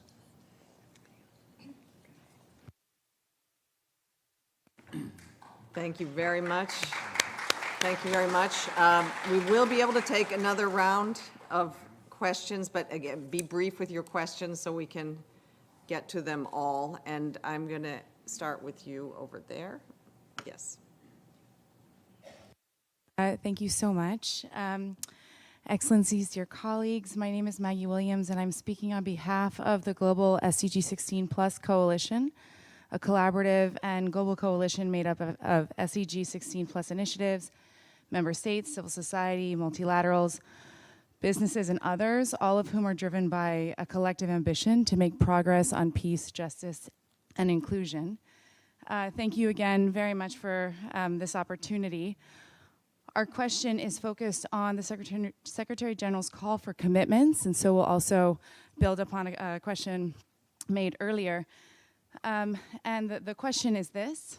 In approaching the political declaration and the SDG summit, could you please speak to current thinking about how commitments, either by member states or civil society and other stakeholders, might be formulated and supported, both in the lead up to the summit and also following from it? Are there any accountability mechanisms you might be considering for follow-up and implementation of commitments? Thank you very much. Thank you very much for that question. And I'd like to now ask you right there. Yes. Yes, yes.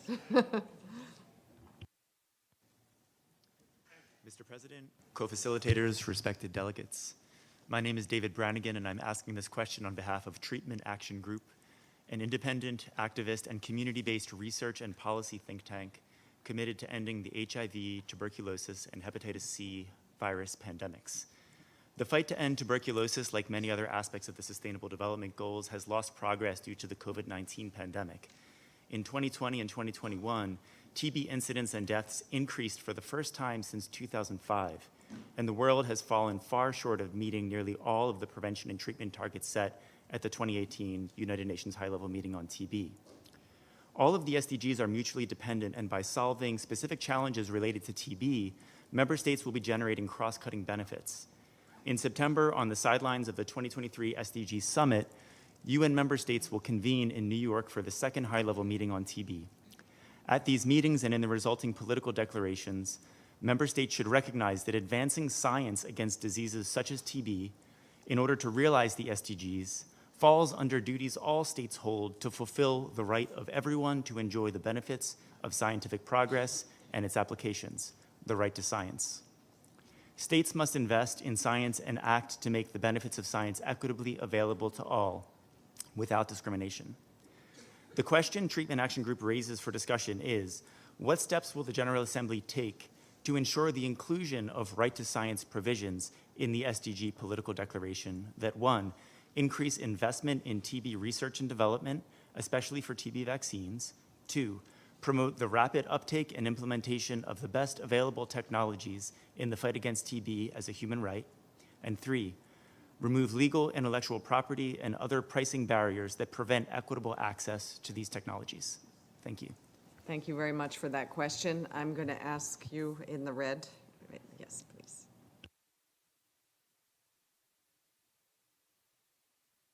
Hello? Okay. Thank you. I'm Roby Halip with the Indigenous Peoples Major Group. Before I go to my questions, just quickly on the political declaration. While recent developments severely impacted the SDG progress, we also need to look at the systemic issues that's been causing inequality, and that's never been mentioned in the political declaration. Also, the mention on strengthening accountability in the implementation of the SDGs is very, very much needed. Now, on my question, the first one is what steps or measures are being undertaken to ensure that there's an integrated review or assessment of the implementation and progress of the SDGs to make sure that the progress of one will not result to the regress of another, which is currently happening now.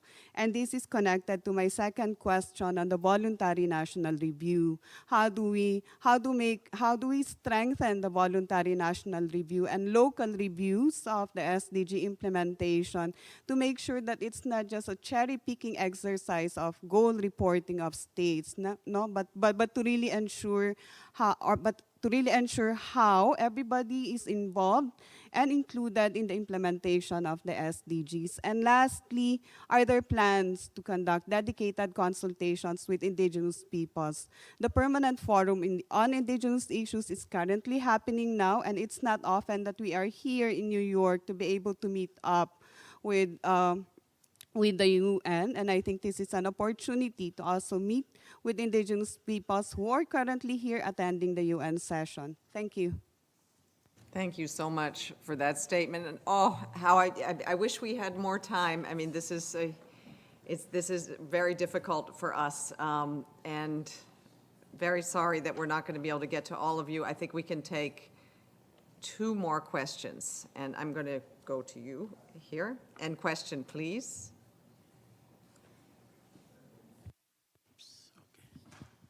Thank you so much. I am from West Papua indigenous people. I came far away to here, and I'm glad to see Mr. President. I want to tell 2 questions only. The first is, can you revoke the UN General Assembly Resolution 2504 that set up the referendum in 1969, because the referendum is illegal, fought by the settler 600 Indonesian and 400 indigenous Papuan, and 800,000 people not vote in the referendum.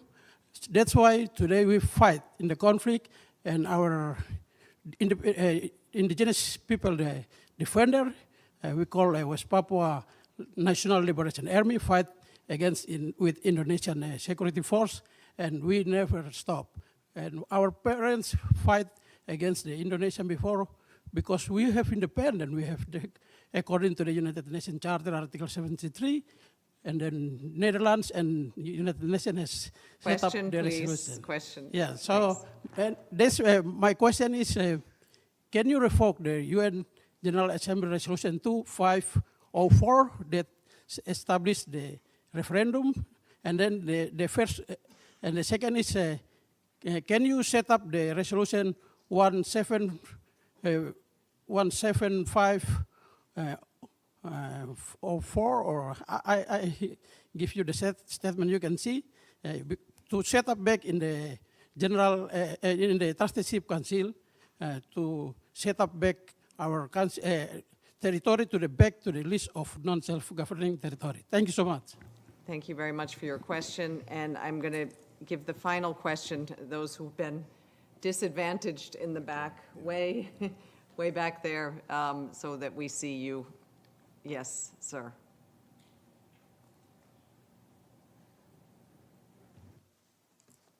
Monsieur le Président. Mr. President, distinguished guests, I'm Jose Pizarro from the Republic of Chad. I'm speaking on behalf of the Action Citizen Information for Sustainable Development.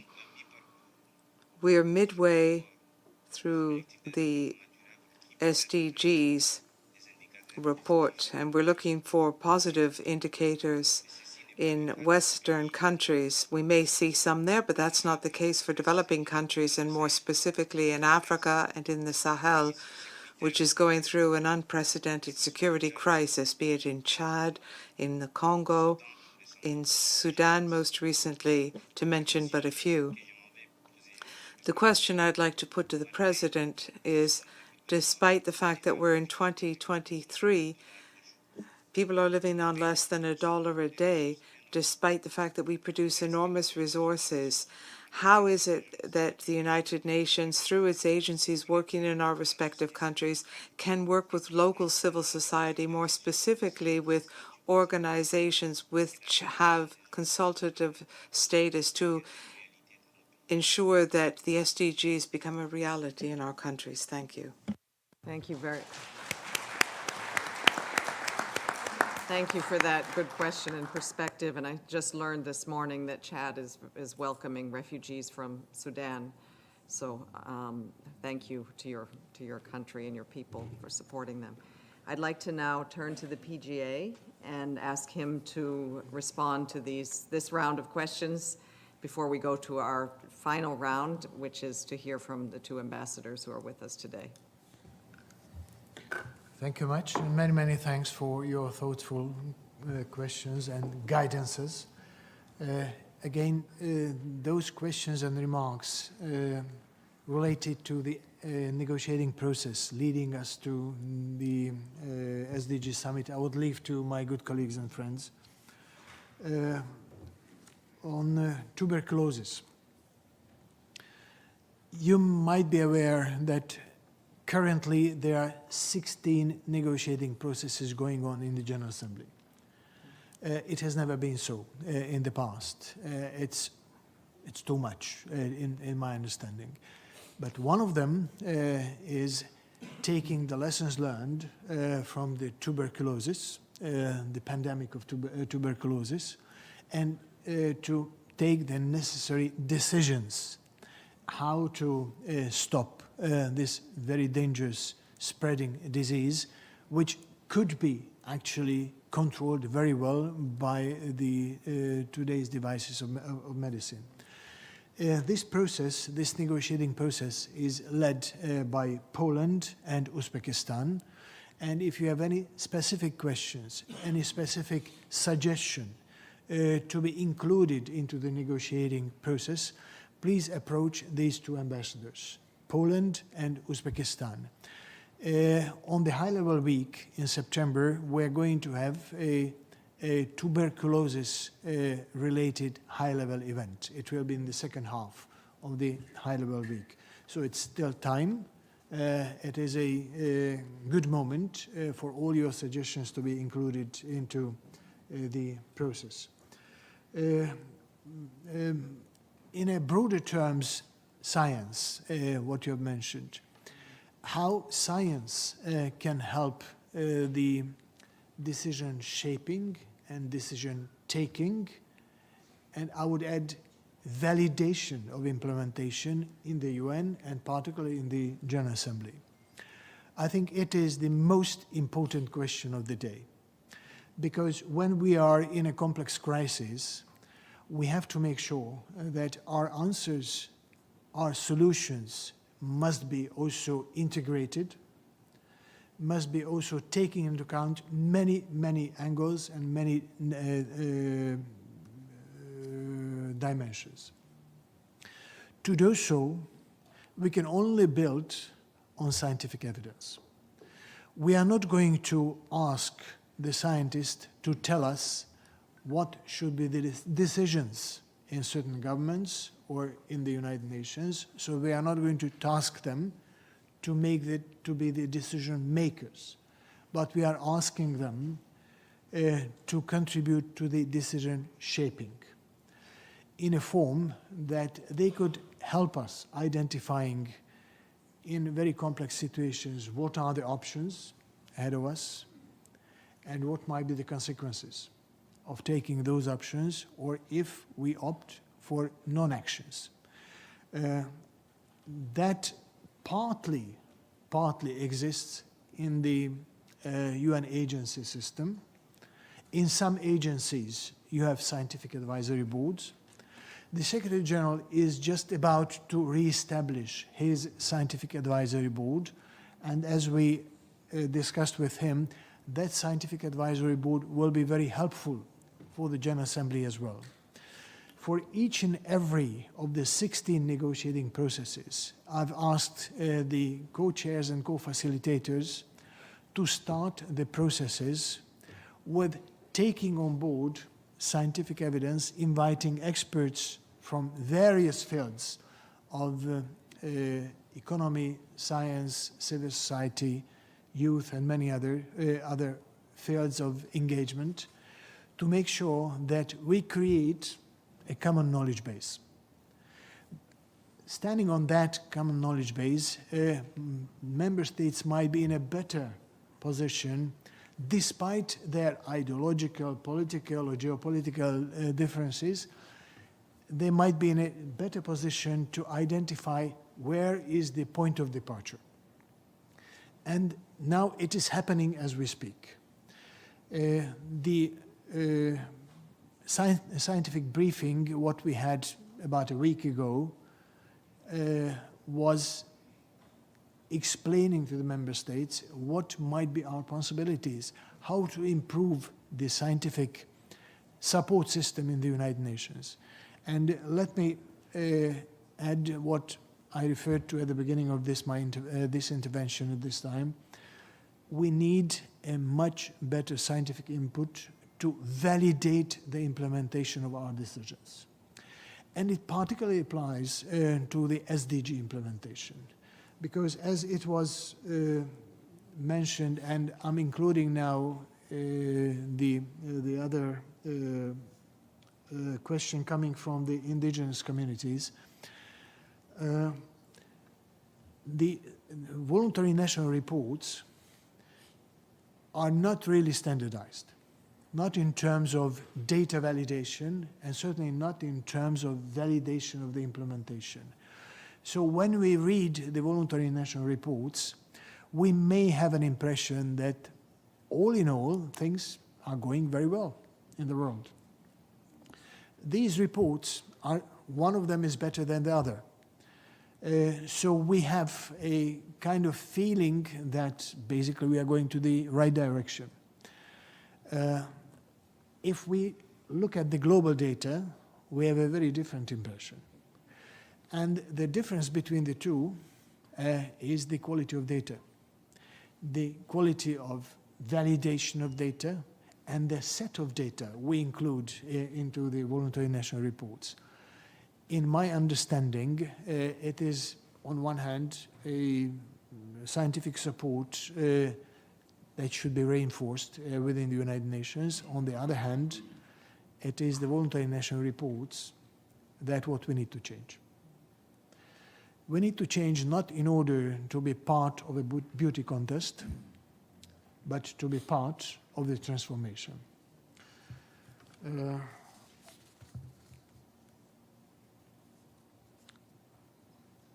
A very difficult question, whether the United Nations can reverse a national referendum, a result of the national referendum.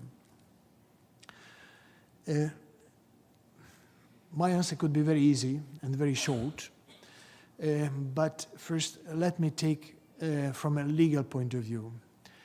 If you are asking for a GA resolution on any matter, the way is that member states should come up with a notion.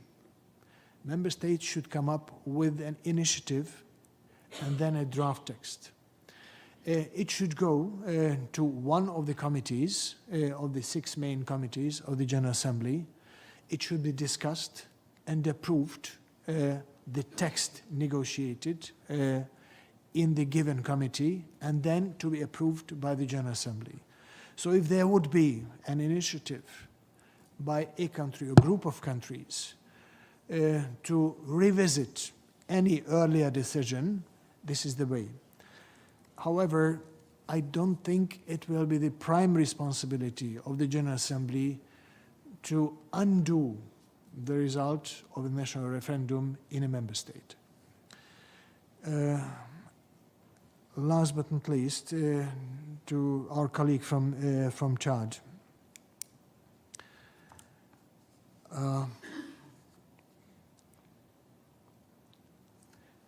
How to engage with the UN agencies in order to improve and accelerate the SDG implementation in the given countries. First, let me mention you the good news.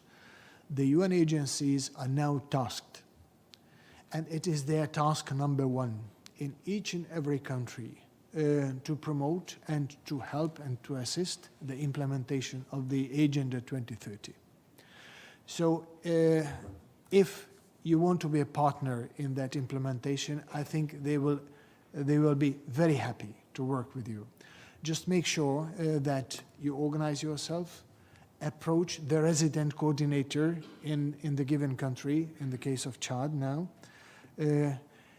consult with them, and bring your suggestions to their attention. Last but not least, still let us not forget the implementation of the SDGs in each and every country is the prime responsibility of the government. All other actors, including the UN agencies, are assisting and helping. So you have to make sure that in each and every country, rich and poor, that the governments and the elected politicians feel it as their responsibility to implement what we have agreed upon here in the United Nations in terms of Agenda 2030, Paris Agreement, Biodiversity Agreement, agreements on ocean, and the rest is the support system. Thank you very much. I thank the PGA, and I thank you also for these amazing questions. I'm sure we would have had 20 more if we had had the time. I also would like to thank the interpreters for agreeing to stay on for a bit longer, and thank you, PGA, for also staying on, and our co-facilitators of the 2023 SDG Summit.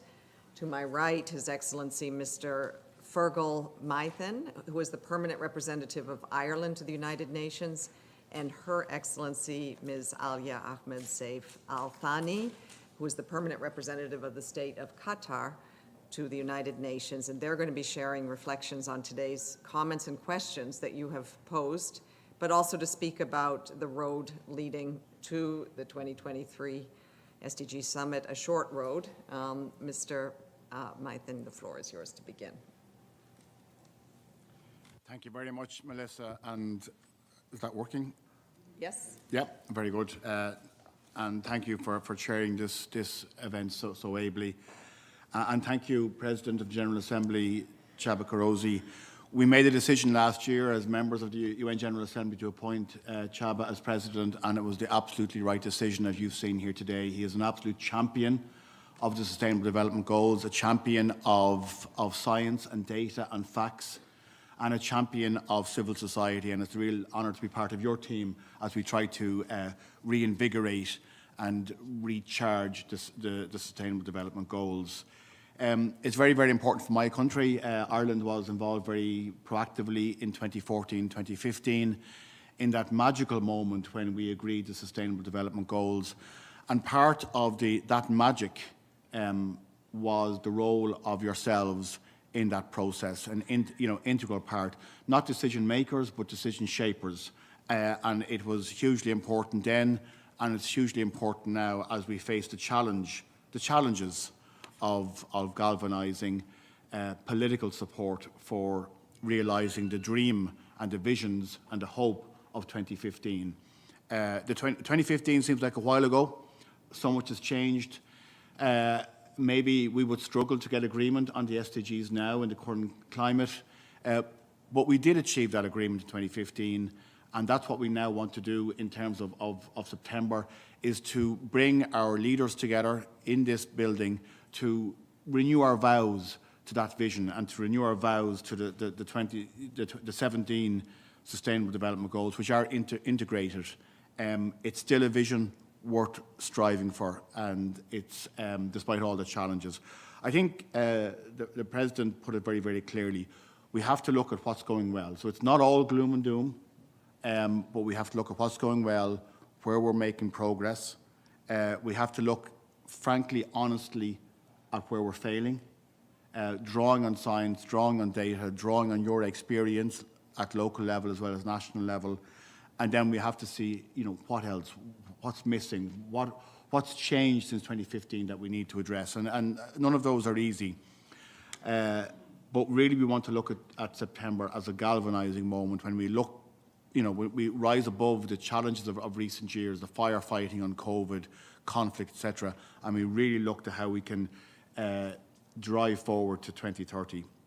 We're not doing this on our own. We're not doing this just working on our assumptions. We're drawing on science and data. We have the Global Sustainable Development Report. It's already out.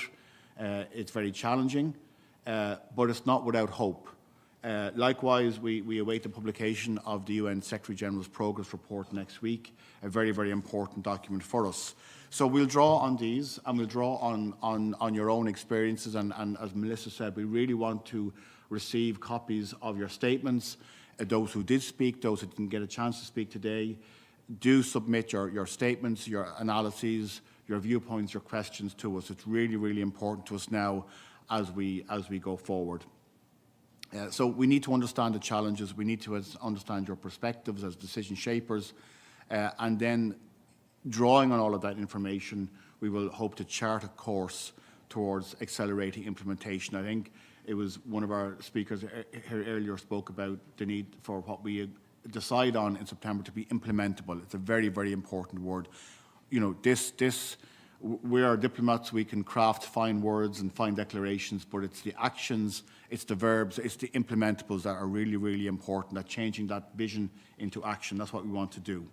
So what we want from September is a very, very clear statement of direction. We want to set out where we are now in realistic terms, in frank terms, in honest terms, and we want to draw on actions that will really make a difference as we drive towards 2030, as we get the SDGs back on track. Thirdly, we want a very strong political declaration from our heads of state and government, our leaderships at political level. And I wasn't surprised to see political commitment being the #1 issue. That's certainly what myself and my colleague Ambassador Al-Thani feel. September is first and foremost a political recommitment to the goals, and that's what we're seeking. In terms of our work currently, we have, myself and Ambassador Al-Thani, we have brought together the member states of the United Nations. We've heard initial reflections, comments. We've brought together, we've circulated an elements paper. We did that in early February. We've had further consultations, including with consultations with civil society. And once we have the Secretary General's report out next week, we hope to issue what's called a zero draft. You know the UN language better than I do. A zero draft in the coming weeks. And we want to then really engage with member states and with yourselves on the content of that zero draft, and working through May, June, July, if need be, to really craft a strong political declaration for the summit. That's our timescale. In a sense, the last few months we've just been in the foothills. Now once we lay down the zero draft, we're making the ascent to the summit, and that's where it gets difficult and challenging, but that's where the real action happens. And we really want to keep engaging with yourselves, hearing from you as we go through that process. It's very, very important. I think for us, the success of the summit in September is about the SDGs, but it's also about showing that multilateralism can work, that our system of world cooperation and governance can work. It's going through a difficult patch. I think one of the speakers spoke about, the challenges facing the UN, the challenges facing our UN system, and multilateralism is akin to maybe many decades ago. And it's a challenge around this building in terms of reaching consensus and agreement. We see that in many, many fora, in the Commission on the Status of Women, in the Budgetary Committee, in the Financing for Development Forum. It's getting more challenging to reach consensus, but we are getting there. We still know the tools, we still know the way of doing this. So we're not despondent, we are realistic, but we are hopeful. And I think that's what we want to inject, myself and Ambassador Al-Thani, working with the PGA over the next few weeks, to inject a sense of urgency, realism, but also hope that we can come together in September as a world community. We can say, yes, the SDGs are still our goals. They're still relevant. They still define in 17 areas the global challenges and the global vision of a much, much better world for all our peoples. leaving no one behind in every part of the world, and that still remains our honest, valid vision for the world, and that's what we hope to do. And for us, these kind of engagements are hugely, hugely important, and I hope this isn't the last such engagement as we head towards September, and I know we'll see many of you here in September for that moment. So with that, that's the broad vision and the broad roadmap of where we want to get to. I'm going to hand over the floor to Ambassador Al-Thani. Thank you so much.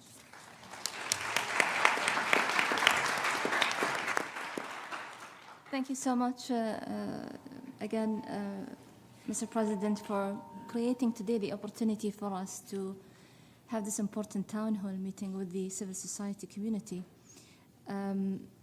Again, I'm very privileged and proud to work under the leadership of President Csaba, who is his experience, his depth of knowledge in the 2030 Agenda for Sustainable Development as one of the masterminds in putting that important document through. Through your guidance, I'm sure we will be able to navigate in this very important milestone moment as we, in the lead up to the SDG Summit. I want to thank as well the civil society community today. Clearly, I can see your genuine interest, your depth of knowledge and contribution that will help guide us in the way forward and accelerating the progress towards the full implementation of the 2030 Agenda for Sustainable Development. So I really thank you for every single recommendation. Every point you have flagged today has been noted and will be taken on board. I wanted also, building on what my colleague, my fellow co-facilitator have mentioned today, and he's covered very well the way forward, the process, what comes next in terms of the consultations, what we will do in the next few months. Again, we count on your support, your engagement throughout. Let me just reflect some points that I've heard from you today, and I think, again, it's so important for us to keep in mind throughout this process. One, you've mentioned, of course, again and again, how important that the political declaration should reaffirm the role played by the civil society community in the implementation of the SDGs. This is very evident today. Member states cannot do the work without you. You do the grassroots work on the ground. So this participatory approach should continue. Without it, we cannot address crisis situations, conflict settings. Nothing can be done without you. You flagged we've heard the young voice today in the meeting through some of the key video messages. The importance of a greater role for the youth in all decision makings throughout the process of achieving the SDGs. Very important. Again, youth today are playing important roles as mediators at the grassroots level, at the community level. Again, we cannot do things without achieve the SDGs without the greater role of the youth. So that will be definitely flagged. Again, the political declaration should hold governments, international organizations, multi-national corporations, and other powerful actors, including the private sector, accountable for both their progress, the achievements they have done, and setbacks in working together toward the full implementation of the 2030 Agenda. In the beginning of the meeting, the PGA had a very good poll, and you've answered immediately, and you've clearly indicated that the key change needed to put the SDGs on track is the political will, the political commitments. So the political declaration should demonstrate a clear commitment to, again, protecting human rights, leaving no one behind, and we cannot do that without generating the political will to secure all necessary needs, including the resources to reach the SDGs by 2030.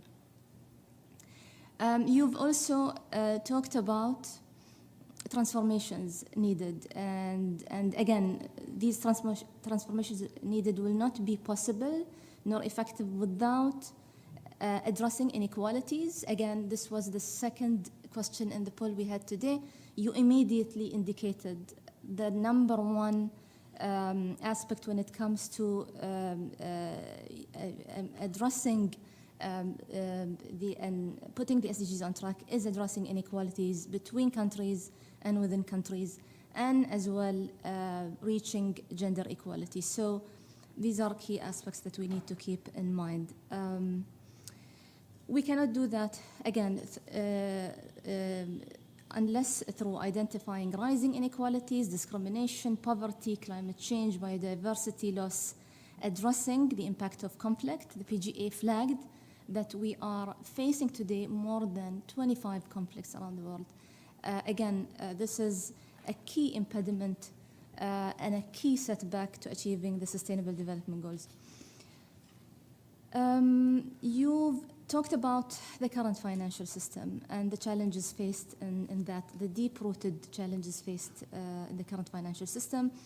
We've heard you clear and loud when you talked about the need to have an economic transformation to tackle debt, the debt crisis, address honestly and practically the issues relating to tax evasions, addressing the need of the most vulnerable countries and the most vulnerable groups.